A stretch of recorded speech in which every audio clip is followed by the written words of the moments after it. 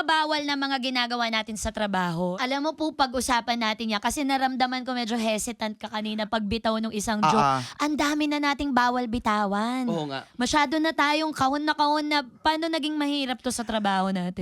Diyos ko po, okay. Simula nung nauso yung social media.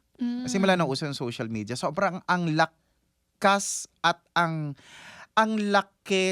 lakas ng entitlement ng bawat isang tao sa mga napapanood nila. Yeah, this Parang, is my feed, my comment. This is my feed, my comment, whatever. Wala kayong pake. Oo, ganon.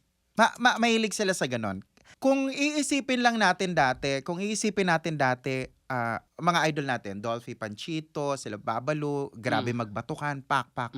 Ngayon, pag ginawa mo yung batukan, nakakaano yun eh. Magko-comment sila yung, hindi ka dapat nang babatok, hindi ka dapat nang gaganito. Yung, hindi ka dapat nang bubuli. So, anong comedy? Nagsabi ka naman ng ganito, hindi pwedeng sabihin yan, bawal yung ganito ba? So nasaan na yung lumiliit yung nung comedy. Ang comedy nga is art of exaggeration eh. 'Di ba? I-exagge mo yung lahat ng mga bagay yung maliit kailangan mong palakihin. 'Di ba?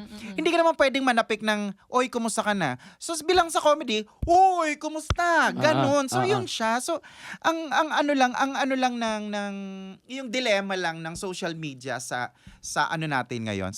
Parang ang dami ng bawal, ang dami ng hindi pwedeng ganito, hindi pwedeng ganyan, ang dami ng limitasyon. Nagkaroon na ngayon ng limitasyon ang comedy.